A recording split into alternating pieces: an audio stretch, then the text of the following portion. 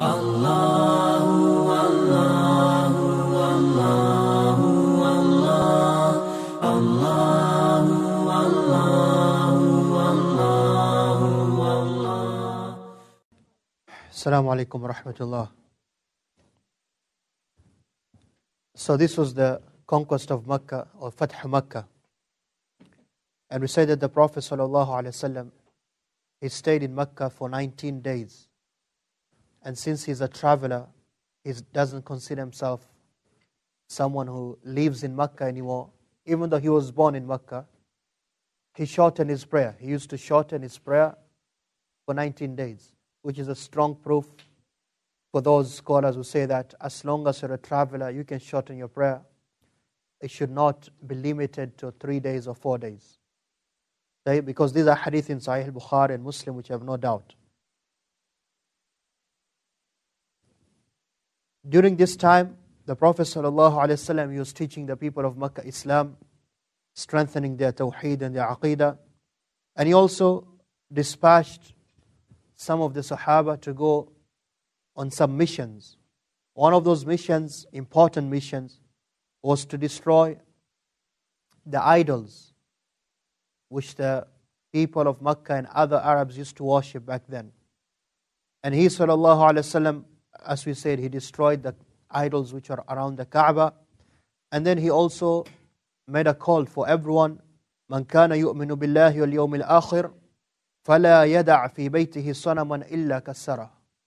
Whoever believes in Allah in the last day, then he should not leave any idol in his house except that he should break it. Except that he should break it. And then he sent out the companions to destroy the famous idols or shrines which they used to have. Who can tell me what are the famous idols or the major ones they used to worship? Al-Lata, Al-Uzzata, and Al-Manata, and Hubal. These are the 4 of some of the greatest idols and shrines they used to worship. So he, sallallahu alaihi wasallam, he sent out Sa'ad bin Zayd, radiallahu anhu, to Manat, to destroy Manat. And Allah, he mentioned these 3 idols in Surah Al-Najm. أَفَرَأَيْتُمُ اللَّاتَ وَالْعُزَّى وَالْمَنَاةَ وَمَنَاةَ الثَّالِثَةَ الْأُخْرَى. Have you not considered your gods? Lata and Uzza and Manat, the third of the 3. So Sa'ad bin Zayd al-Ashhali radiallahu anhu, he was sent with 20 horsemen to Manata to destroy it, which was in a place called Al-Mushallal.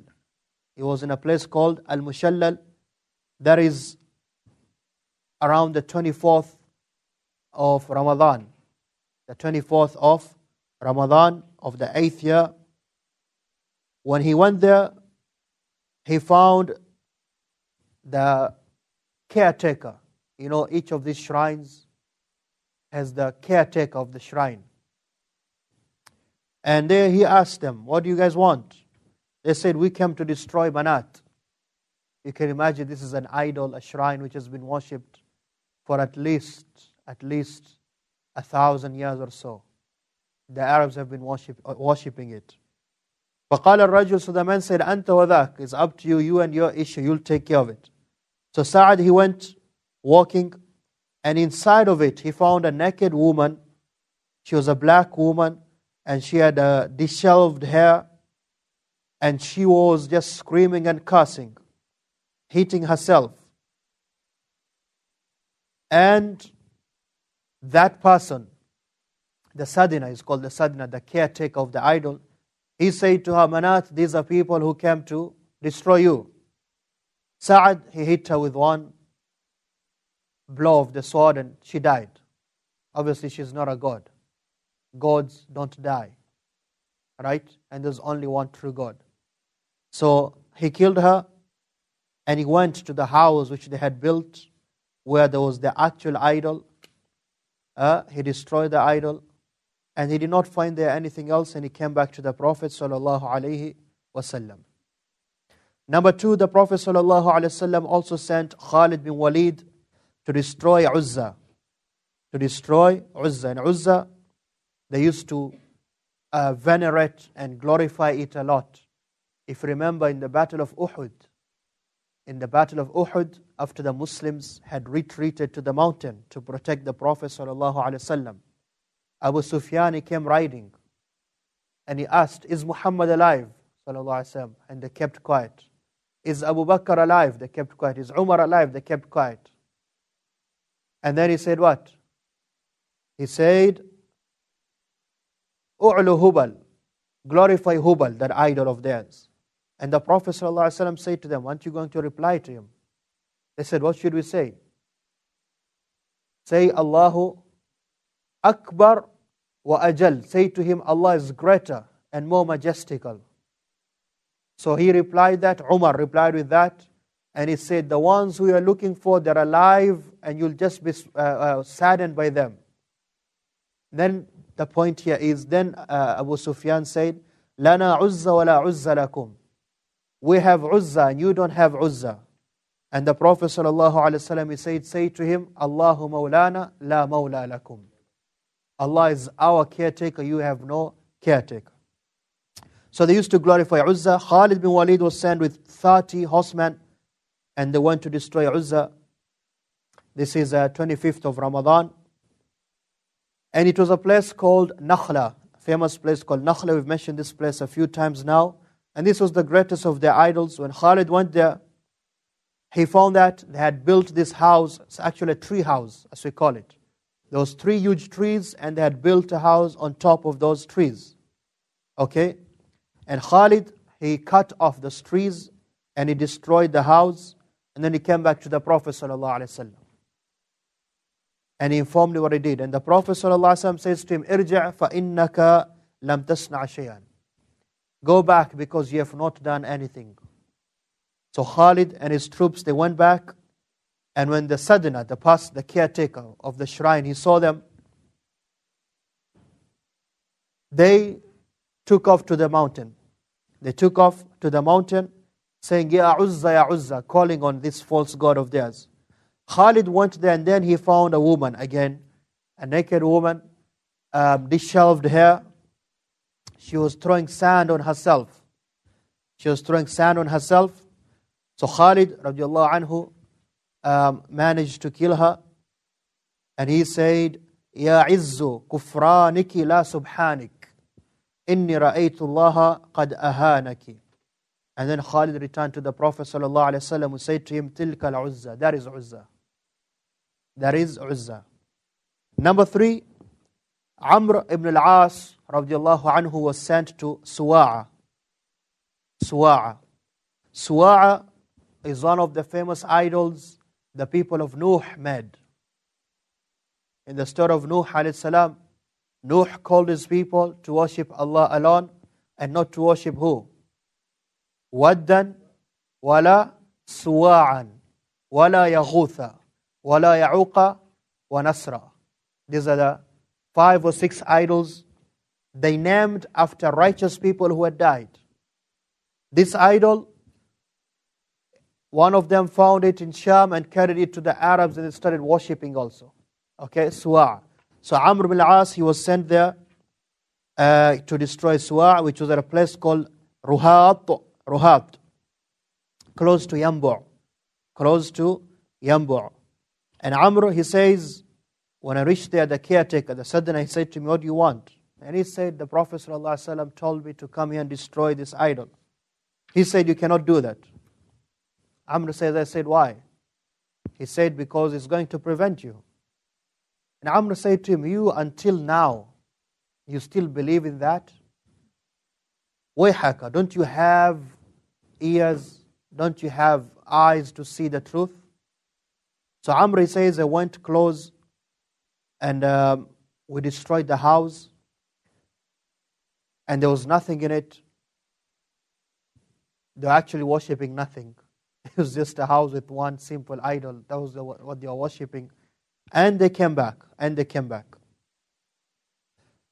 When Khalid had come back to the Prophet ﷺ, he sent him to Bani Judayma or Jadhima, which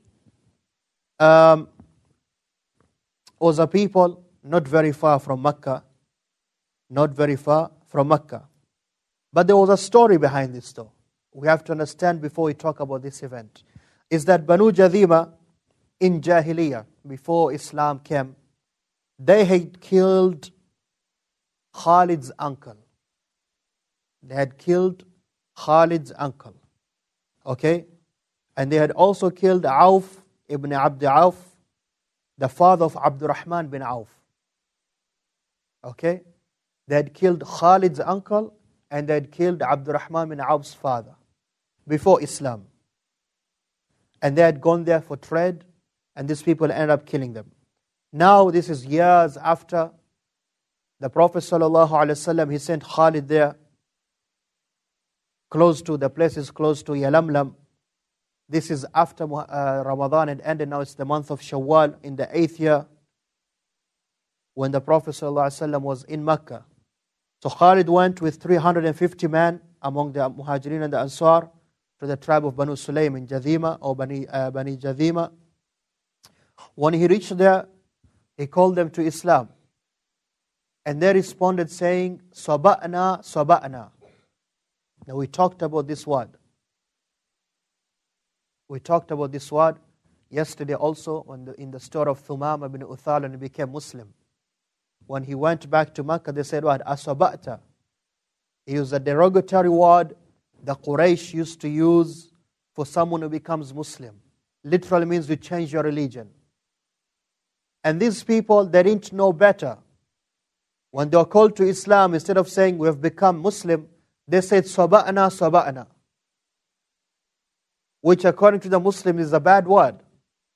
So when they said this, Khalid started fighting them and killing them. Khalid started fighting them and killing them. And everyone took some of them as captives. Some of the Sahaba, they came to Khalid, some of them was Abdullah bin Umar, and they said, what are you doing? This is a mistake. We're going to go to the Prophet ﷺ and tell him what happened. When they went, the Prophet ﷺ, he said, Allahumma inni abra'u ilayka mimma sana'a Khalid. Oh Allah, I distance myself from what Khalid did. I distance myself from what Khalid, he did. Now Khalid, he made a mistake, an honest mistake. He thought he's fighting for Islam because these people are refusing. Well, these people are actually accepting Islam. They just didn't know the right words to say. They just didn't know the right words to say.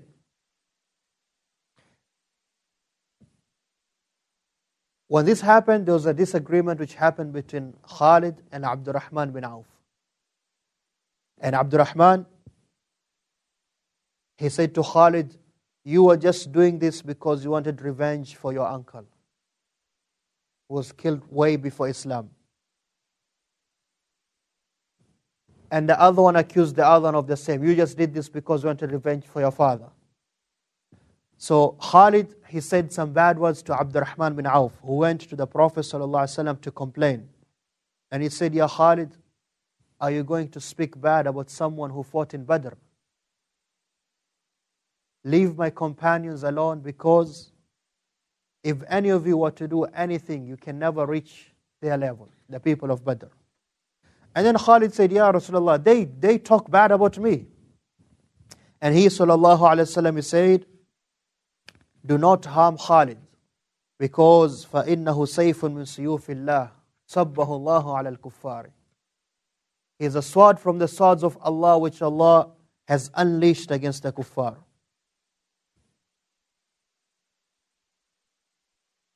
Now Khalid bin Walid, we don't have to go into details about his life. We're going to see that inshallah soon.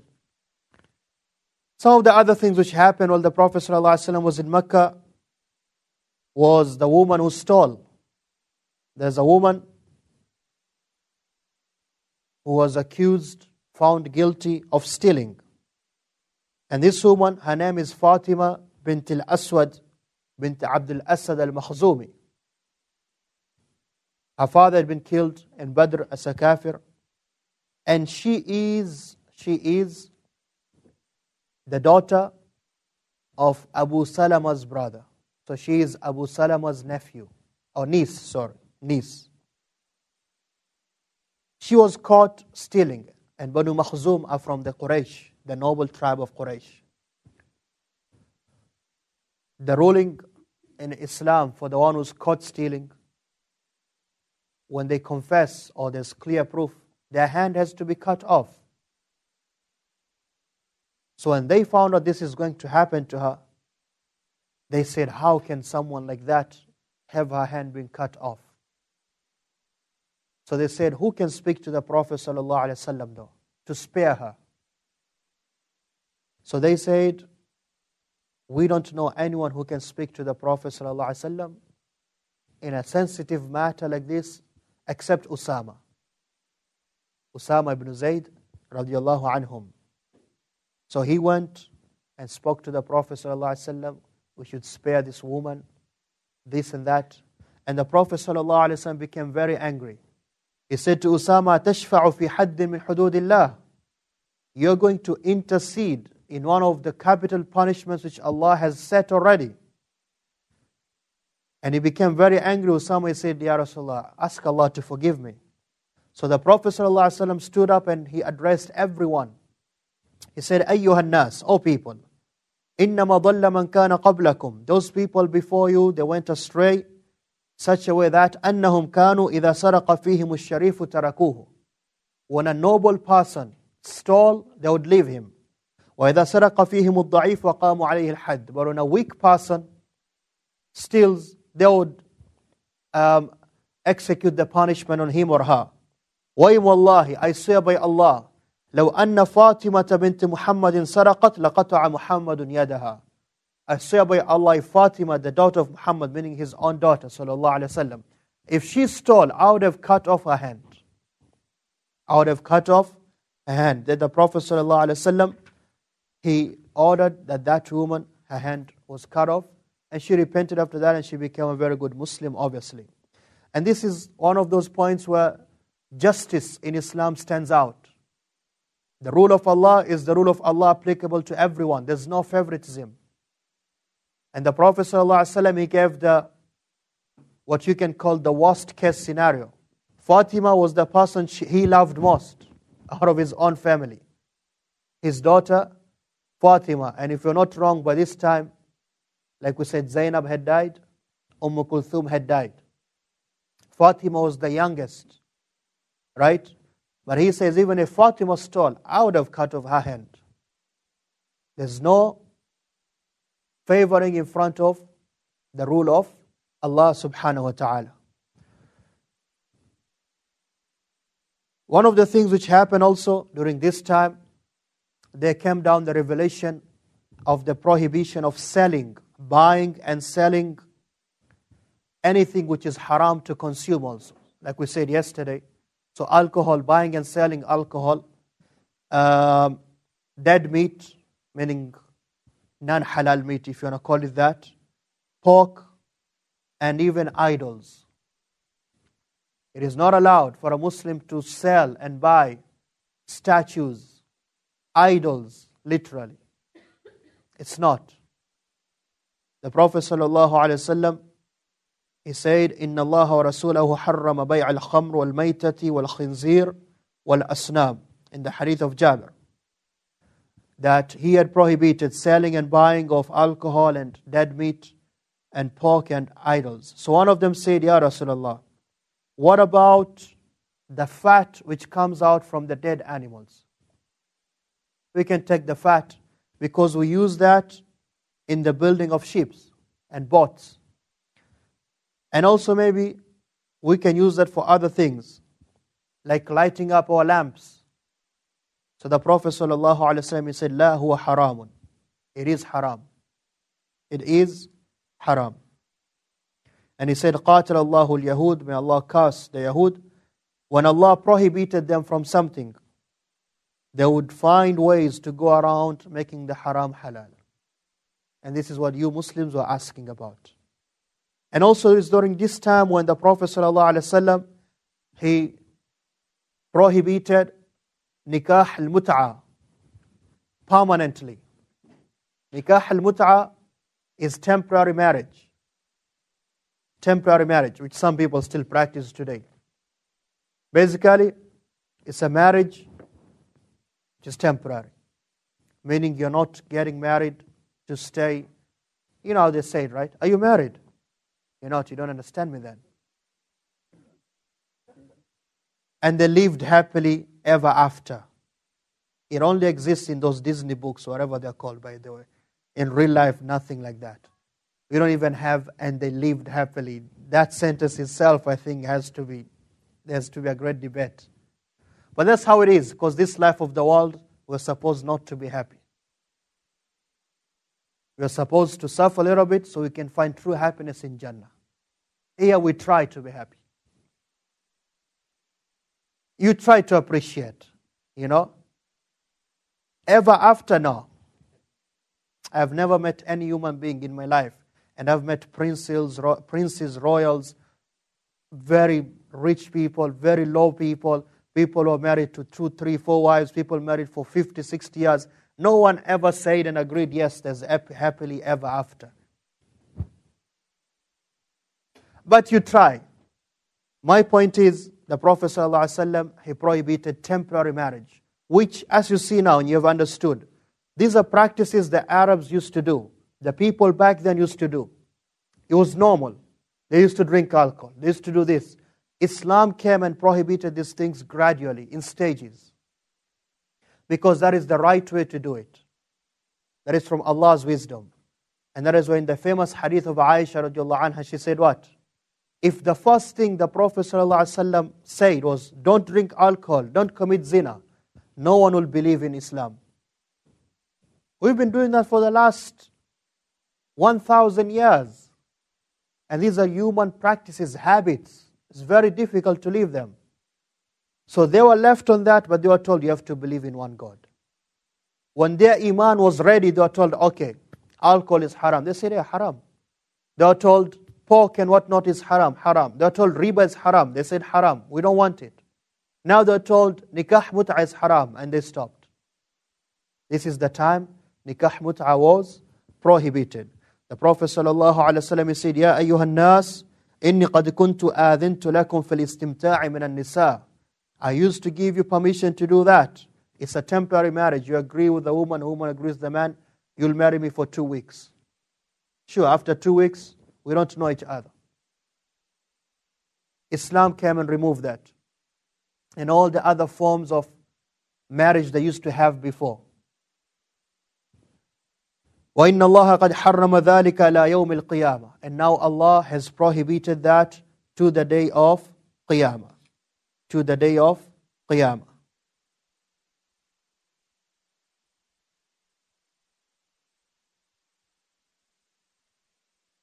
This is the Fath of Makkah and some of the effects of what came from there is that, as we read, Allah subhanahu wa ta'ala, He says, إِذَا جَاءَ نَصْرُ اللَّهِ وَالْفَتْحِ.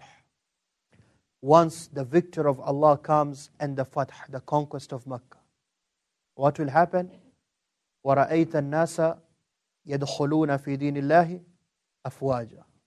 Now you'll see people entering into the religion of Allah, afwajan, meaning in groups, in multitudes. And this is what happened. In the Sahih of Imam al-Bukhari, the hadith of Amr ibn Salama al-Jarmi radiallahu anhu, he says, كانت العرب تلوموا بالإسلامهم الفتح أي تنتظروا.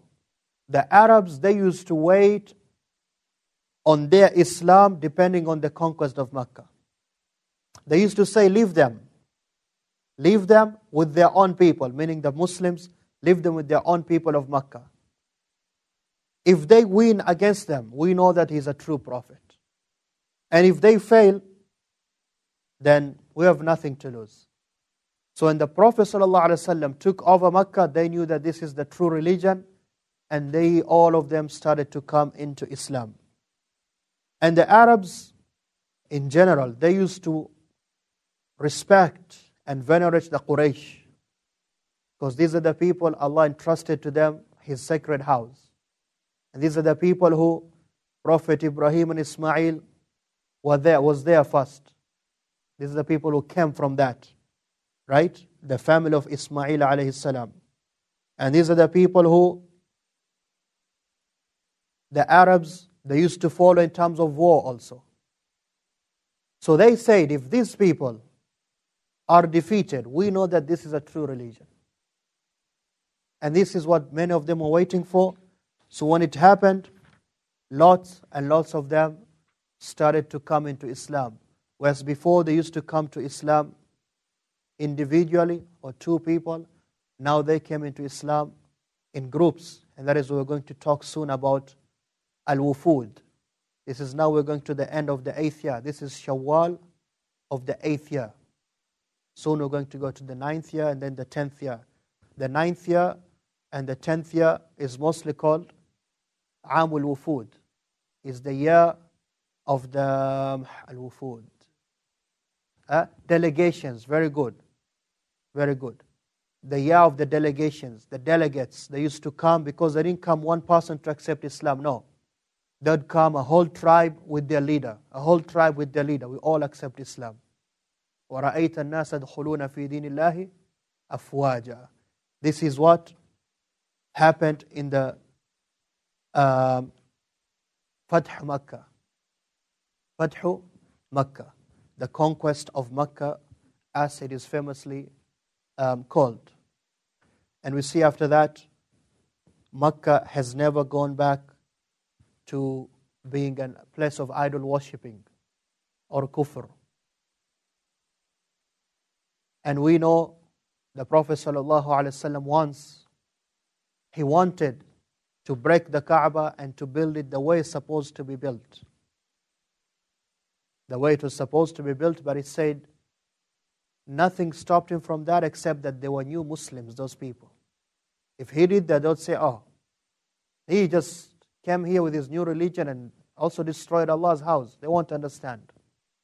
Right? But other than that, the Prophet ﷺ, he went back to Medina because he belongs to Medina. That is his home. He belongs in Medina. So he went back to Medina. Some of the companions stayed in Mecca. Some of them. Some of them stayed in Mecca, but most of them went back to Medina with the Prophet ﷺ. Do you know who the Prophet ﷺ put in charge of Mecca?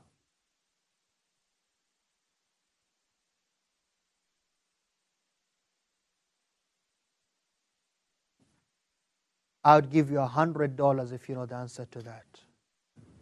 Where's that $100 ahead? Huh? Nope.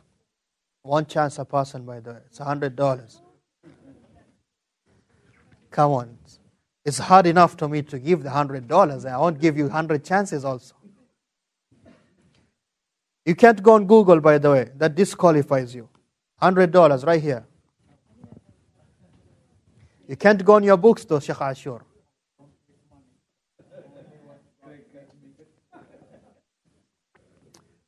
The Prophet ﷺ goes back to Medina. He has to put someone in charge of Mecca. Who was it?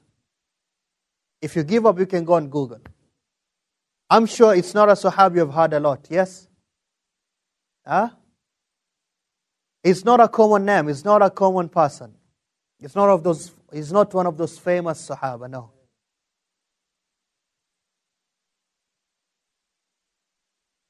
It's not, you want to say Abdurrahman ibn Abi Abza. No, Abdurrahman ibn Abi Abza was a Mawla. He is the time of Umar. Umar put him in charge. Yes. No, we were talking during the time of the Prophet ﷺ. Fuad. No, he was not blind. He was actually a very young man, by the way. 21, maybe 20. Huh? Oh, you mean the perfume guy? That's me. Who's the perfume guy? I like my African brothers, man. Tell me, who's the perfume guy? Umar ibn Abdulazeez? No. Mus'ab? No. Type, you can go on Google. That means the $100 goes back to the pocket, though.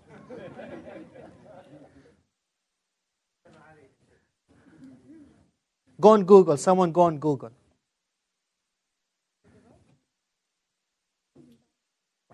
If you search in Arabic, you'll get it, I'm sure. In English, I don't guarantee that. أول والي في مكة.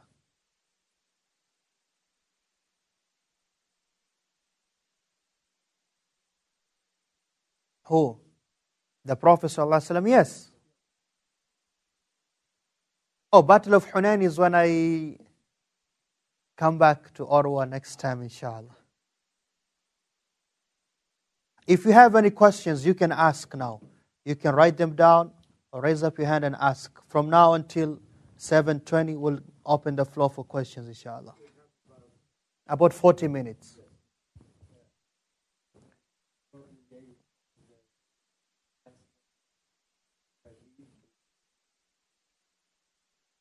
Abu Shahin. Yes. Oh no, I said this is one of the proofs. It's one of the proofs. No, it's one of the proofs to show that they used to write hadith. Because today we have people who said, oh, these hadith are new. Why should we believe in hadith? This came after the Prophet ﷺ, when in fact it didn't come after the Prophet. They used to write during the time of the Prophet ﷺ. Everybody's still searching. Nobody got it. Huh? Yes, who? An-Nabur Attab. Attab ibn Usaid. You don't have your glasses. I said his name before. Do you have his biography? What does it say there? His name is Attab ibn Usaid radiyallahu anhu.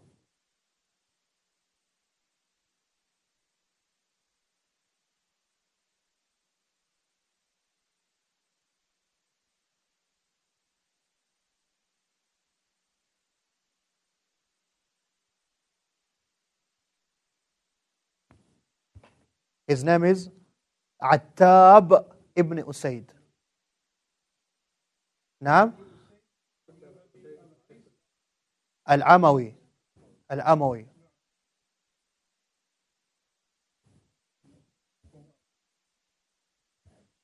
ذكروا عمره. كم كان عمره؟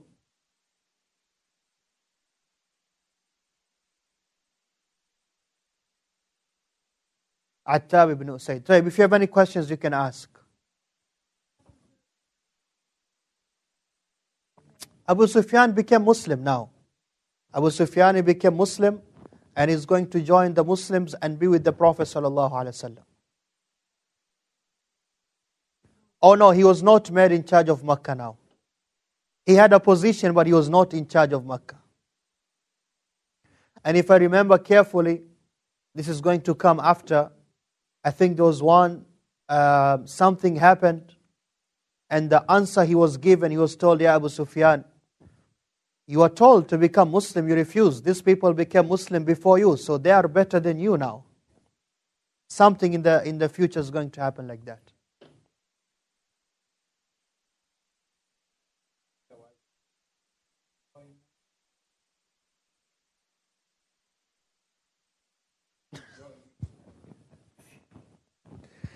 Yes, what about it?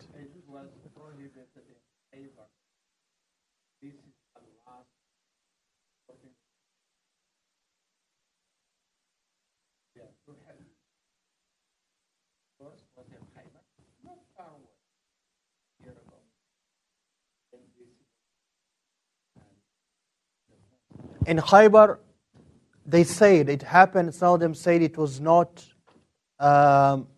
enforced or compulsory. Yes. This is when they are told, as in the hadith it says, إِلَى يَوْمِ الْقِيَامَةِ.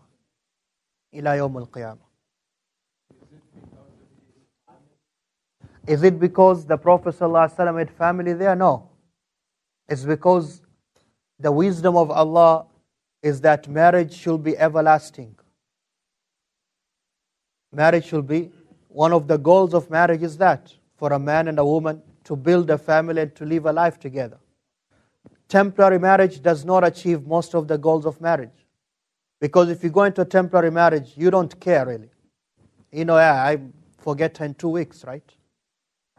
It's a contract, exactly. It could be 1 hour, according to the Shia. Yes. And also, to show you that it's wrong, it's not something good. This is the, sometimes you don't even need hadith or Quran, because some people, they don't want to believe that. So they just use their head. Would you love that for your daughter? No. Would you love that for your sister? Let's say your mother, she was divorced, or your father died. Would you love it for your mother? No, then. Don't. You should not do it also. It's very simple. طيب. تفضل شيخ. أحسنت. And this is the problem they have, sadly. They have children, most of those children, they don't know who their fathers are. This is a problem, right?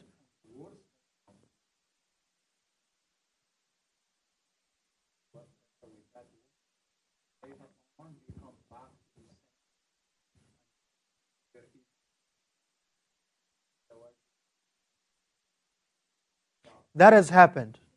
That has happened. It's very true. So, have any other questions other than mut'ah? No, it's not the best subject. حول لا قوة إلا بالله. Yes, sister.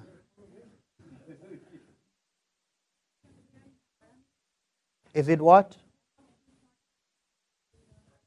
Yeah. Is it allowed to shorten the prayer?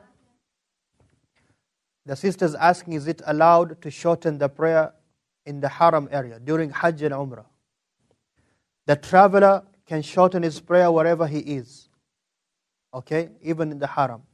But when the traveler prays behind a resident imam, I'm a traveler, I came from Toronto.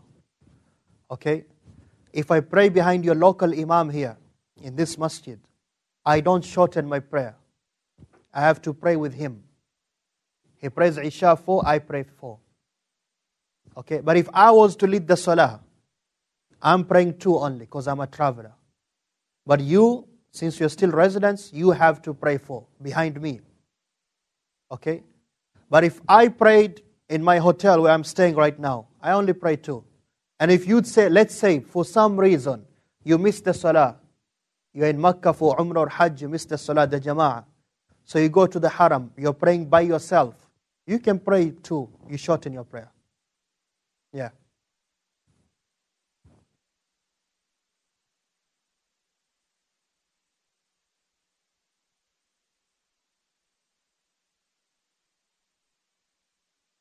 It depends. Look, like we said, the Prophet ﷺ, he went back, can we say, to his homeland?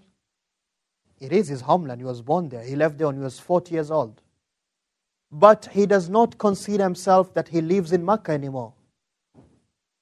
He says, no, I'm a man of Medina, even though I was born here. So he's a traveler. So it depends. If one of us goes back home, wherever back home is, and you consider yourself, you know what, I'm still a person who belongs here. I have a little room which they keep for me, let alone maybe you have a whole house. When you go there, you're not a traveler. You have to pray the full prayer. But if you say, you know what, no, my life is in Canada now, that is home for me. Here I'm just visiting and going away. I'm not a person of whatever it is. Then you're a traveler. And you could have homes, 4 or 5 homes in the world. It's all home. Let's say Allah gave you wealth, alhamdulillah. You have a home in Anatolia, Turkey. You have a home next to the harem in Makkah. You have a home in Meknas in Morocco, right? You have a home in Hinak, the country you told me, Trinidad, right? You have a home in Toronto, but you live in Ottawa. When you go to any of these places, it's home. Even if you go there once every 3 years, it's home for you. You don't shorten the prayer there. You only shorten the prayer during the travel. Tayyib? That is how it works. Oh, it could be different cities. No, it is home. It is a home, yes. Yes. Yes. It is a home.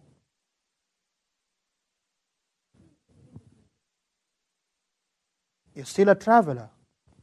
The Prophet ﷺ stayed in Makkah for how many days? 19 days. And he was a traveler. Abdullah ibn Umar, this is later on in the Tariq of the Muslims, when the Muslims reached the lands of what you call today Bilad Mawara Nahar, Bukhara, Turkmenistan, Uzbekistan, Azerbaijan, those lands. They went there and they could not come back because of winter. They shortened the prayer for 6 months. Because of the snow, because of the winter, they couldn't come back to Medina. They were travelers. Right? So, as long as you know you're a traveler, you can do that.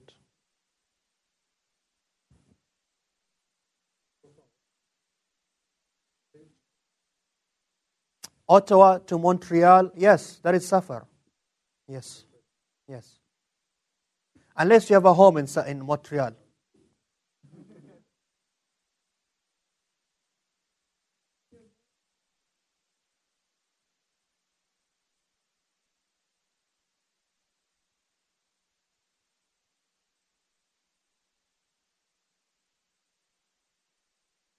It's the same answer. Does your mom consider herself she's still part of Lebanon? She has a home there? Yes? Then okay, then you're not a traveler. Or she's just visiting the place she was born. Just like the Prophet ﷺ went to the place he was born. But he said, I don't live here anymore. Same answer. So he can make up all those prayers. You're scaring the boy.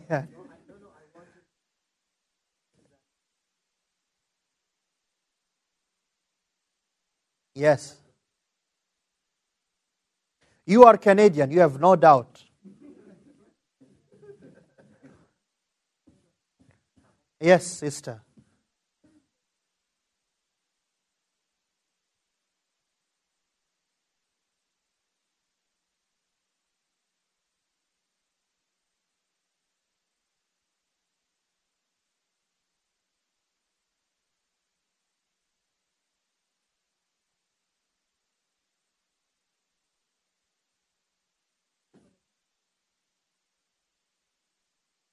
The muhajir is the one who migrates, like we said, for the sake of Allah. The muhajir, he migrates for the sake of Allah. He migrates from somewhere he cannot practice his religion to somewhere he can practice religion in a better way. That is hijrah in Islam. That is hijrah in Islam. Okay? So, we are muhajir linguistically. We traveled from our lands to come to Canada. 95% or 99%, dare I say, was for better life, economical migrants, as we call them. That's a fact. That's not a muhajir Islamically. Islamically is the one who migrates for the sake of his deen. I'm in a place, I can't even pray my salah. I can't even pray Jum'ah. Right? I'm in a place, they say to the women, you can't even wear your hijab. And I have the ability, I can move to another place. It could be same country, different city. It could be the next village. Maybe it's a different country. Maybe it's a different continent. If you live for the sake of Allah to practice a religion in a better way, that is the muhajir. That is the muhajir. Other than that, there's no hijrah. And the best hijrah, as the Prophet ﷺ says, وَالْمُهَاجِرْ مَنْ هَجَرَ مَا نَهَى اللَّهُ عَنْهُ, is to leave sins first. Because you can move today to Makkah and you do the same things you're doing here in Toronto or Ottawa. The same sins. So what did he help you? Right? So, but hijrah is to move from a place which you cannot be a good Muslim to a place where you can be a good Muslim.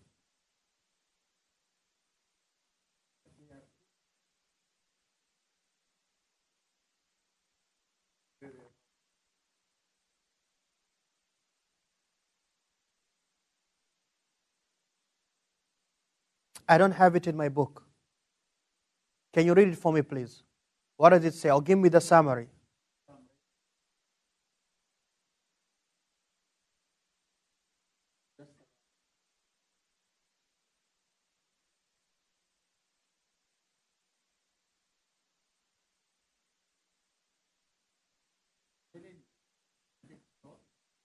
Well, not so romantic if God made you into idols. And then people worship them. That's very tragic. That's very kufr-like now. Taib, next question.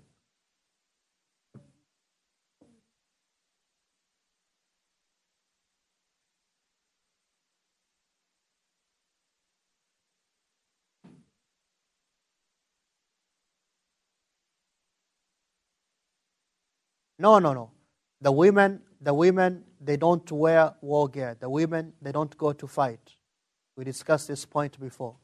The women came and asked the Prophet ﷺ, the men go to fight, why can't we go to fight? And they were told what? You don't go to fight, your jihad is what? Hajj. But all of them went to Makkah, they traveled to Makkah with the Prophet ﷺ. So when Al-Harith ibn Hisham and Abdullah ibn Abi Umayyah, that's his name, when they came and the Prophet ﷺ was turning away from them, they thought, okay, who could we speak to speak for us? And they were close to Salama, so they went to Salama. They went to Salama. It's Al-Harith bin Hisham. Harith bin Hisham. Abu Sufyan ibn Harith, the cousin of the Prophet ﷺ. Very good. That's why he has to come to every single class.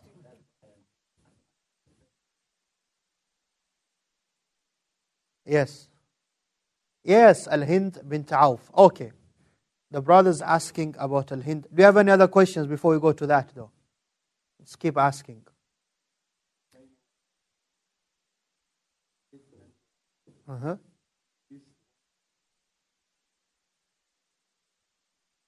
Who and who?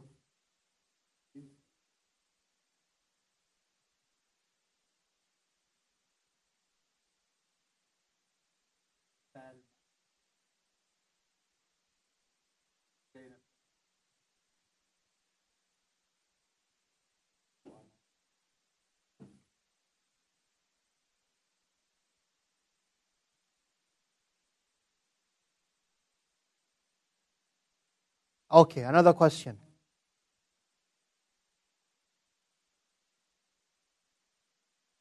Naam.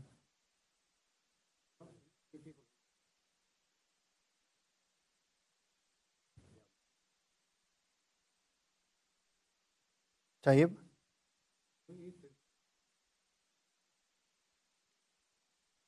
Tayyib. Someone who, the brother's asking about people who make dua and they call other than Allah. Say Ya Muhammad or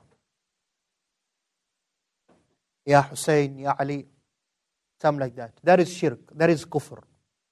Like we know as Muslims, ليس كل من وقع في كفر فهو كافر. Not everyone who commits something which is kufr, that he or she directly or automatically becomes kafir. Because of so many reasons. He is a Muslim, she is a Muslim until proven that yes, they have become kafir.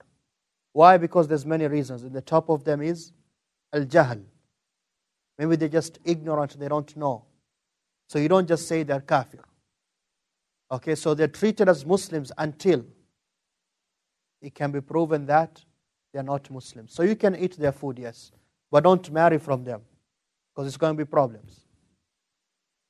They're Muslim, not saying don't marry because they're not Muslims. No, it's because marriage is a tricky affair. If you don't marry the right person, you don't get married to the right person. It's not just like buying meat and then you can throw away the meat and go to the next store, right? It's tricky, touchy. Yes. When they kill the animal, they say the name of Ali or whoever is. Then that meat, you cannot eat that meat. Hatta if this was a Muslim who comes and prays 5 times a day, You cannot eat that meat. If you know for sure, then you cannot eat that meat. But it does not mean they are not Muslim. It's a different question now. Tayyib? Okay.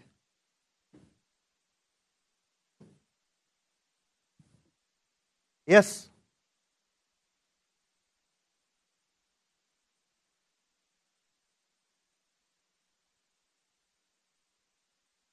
I didn't get that.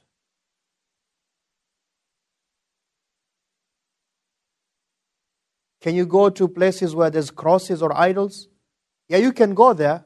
If there's something you need there, there's nothing wrong with that. You go, you do your business, then you leave. There's nothing wrong with that. But if the question is, can I send my child to Catholic school? That's the question you want to ask, sister.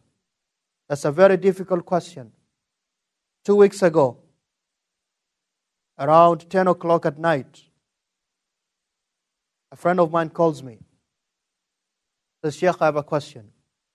Yes, 10 o'clock at night.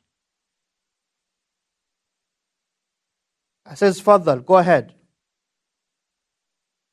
He says to me, my daughter just graduated grade 9 or grade 8, Islamic school. And I'm thinking of sending her to Catholic school because we don't have a very good Islamic school, high school. And it's just not me. There's other 5, 6 families who are going to do the same thing. So we are all thinking of taking our children there. What do you think of that? And then he says to me, I know your answer, Sheikh. I just want you to tell me though. And I sensed, this is not for him, it's for his wife, because I sensed that I was on speakerphone. Sadly, some of the brothers, they do that. It's fine though. I said to him, brother, listen, I cannot give you advice which I'll not do for my own daughter. I would never send my daughter to Catholic school.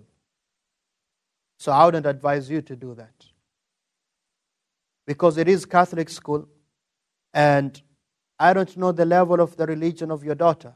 Is your daughter strong enough to stay on her Islam when they say, Jesus, this Holy Mother of God, married this and that? Or is she going to get affected? So, yes, they might have better secular education.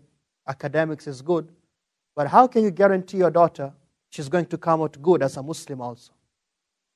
So I will not put my own daughter in that situation. So I can't tell you, yes, you can take her there. So that is my answer. That is my answer, sister. Yes. And I said, Afwan, and I said, this is coming from someone who lived in Toronto. If you live in a neighborhood where there's a lot of Muslims, public school is better. This is high school I'm talking about. Why? The high school I went to, you'd forget you're in Canada, to be honest. Inside the school, just a bunch of immigrant children. Literally, Africans, Indians, Pakistanis, Bengalis, I don't know, Trinidad, Arabs, Afghans, everybody's there. You forget. We can pray whenever we want. Any corner we want in that school. So in my opinion, that is better. Because in secular school, in public school, it is secular. There's no religion. So it is bad. Allahu Akbar, Allahu Akbar. Is it Isha 7:30? Allahu Akbar, Allahu Akbar.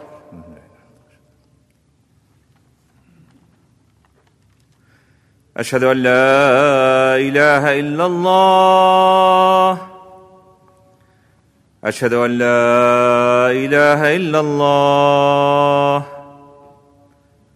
أشهد أن محمدًا رسول الله أشهد أن محمدًا رسول الله حي على الصلاة حي على الصلاة حي على الفلاح حي على الفلاح الله أكبر الله أكبر لا إله إلا الله لا إله إلا الله.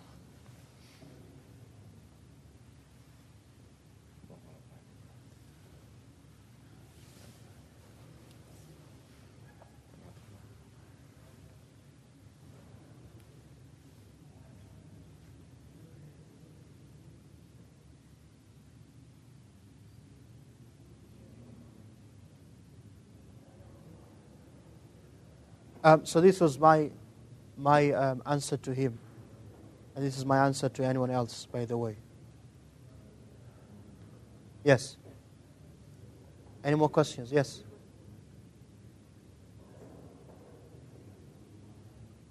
No, I said compared. I'm not saying all public schools. I said if you compared public school to Catholic school. Public school is secular. There's no religion being enforced on anyone. Catholic school is Catholic. They have to stand and say a prayer before they start school every morning. Okay? Every morning. They have to. And everything else, you have some of those teachers who try to enforce that Christianity part of it, especially when they know there's non-Muslim children or students in the class, which is a problem. In public school, you won't find that. So in that aspect, it's better. And I said specifically, though, public school where it's in a neighborhood, there's a lot of Muslims. But generally speaking, we know the public school is problematic. Right? Which again, we come back to the same issues we've been talking about as Muslims living in the West for the last whatever years. Why? It's very sad. You know, right after I hang up on that brother, was another brother. And I say it's very sad that it's 2020 and we Muslims, we've been in this country for so long and we have so many masjids. It's very sad that we still don't have good and enough schools for ourselves. That is a very sad situation and we're going to pay for it if you're not paying for it already now. Any ummah is built on schools. That is when the Muslims went to Andalus, the English people and the Scottish, the Irish, the Portuguese, the Germans, they all sent their people to learn from the Muslims. And then after a few hundred years, we were lost and we were going to their universities now. So, this is my call. We have to establish schools. We have to establish schools. We have to establish schools. This is very important. We have enough masjids. We have enough masjids. We don't need anything else. We need schools. Otherwise, it's a problem. Big problem. Yeah, no, this is not that important. If people have questions, they should ask since we are out of time also, right?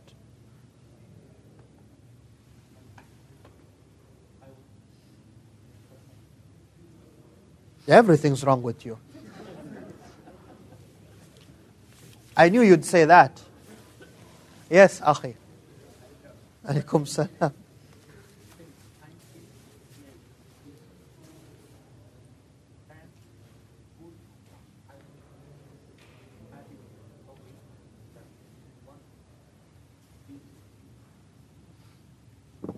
Yeah, I say that also. I said they're good in academics, but what gives you the guarantee that my daughter, your son, is going to come out also still as a good Muslim? I don't have that guarantee. So why you have the guarantee? You went to Ashur when people were nice 50, 60 years ago, not today. Right? The Christians were nicer then, it's a fact. They were welcoming then, not now. So don't take yourself as an example. Yes.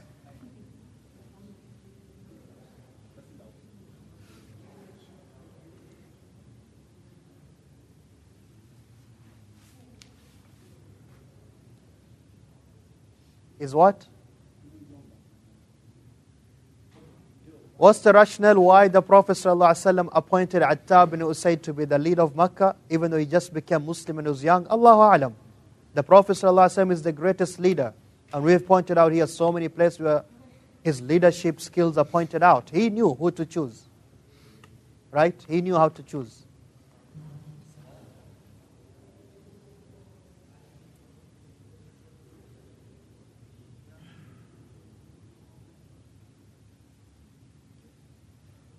Allahu A'lam, you know, what the Prophet ﷺ saw, we don't know. But for us, we know this is enough to show that he's a great person. That the Prophet ﷺ chose him. We don't need to know the reason.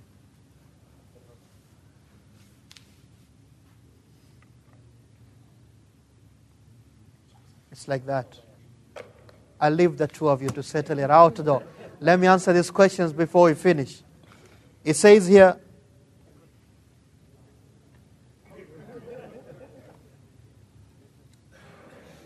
I've been getting a lot of doubts and confusion within my religion, and it disappoints me. I want to be a strong believer with strong faith. What can I do to fix my iman and belief?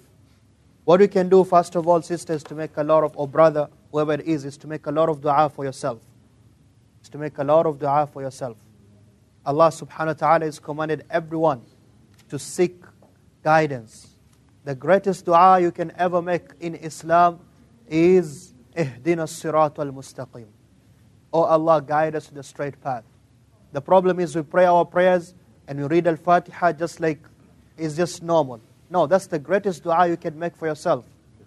Oh Allah, guide me to the straight path. That's why you have to make that dua every day, at least, 5, 7, 15, 17 times. It's very important. You make a lot of dua. Secondly, if you live in Urwa, you live around this area, I would advise you to come to Shaykh Ismail, the Imam of this masjid, and speak to him personally. Some things are personal. They have to be diagnosed differently. Someone like me, with a general question like that, I can give you a general answer. Specific answers have to be in person. So I would advise you when the Shaykh comes back, you see him as soon as possible. Number 3, you have to read the Quran a lot. And when you read the Quran, find a translation in whatever language you're comfortable with. English, French, Hindi, whatever you speak. These are my advices. Number 4, keep good company. 2 good friends are better than 1 million of fake friends which take you away from Islam. This is hard on young people. It's hard on young people, even some old people. It's hard on them. But trust me, that's one of the best things we can achieve in life. You narrow down, these are my friends, good people. They are good for me. That's all I need. Takes time. But once you can reach there, you'll be very happy.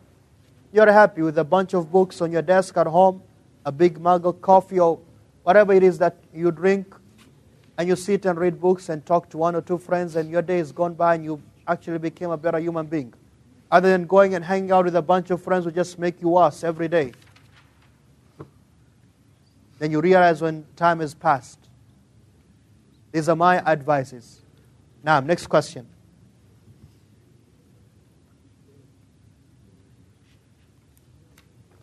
Asking for guidance is very important. There's a lot of du'as of asking for guidance. But I pointed out the most important one and the most easy one, which everyone knows. You read Surah Al-Fatiha, when you say, Ihdina as-sirat al-mustaqim, that is the part when you ask Allah, oh Allah, guide me to the straight path. That is the path of those who, Sirat al-ladhina, an'amta alayhim. Tayyib. Next question.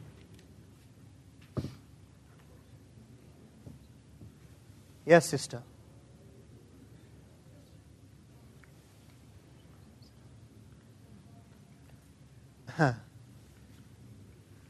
Does it exist? Halal financing, does it exist? Last time I checked, it does not exist. I'm saying, my opinion, last time I checked, in Canada, we do not have halal financing. Could be wrong, maybe some things changed. But last time I checked, there's no halal financing company in Canada.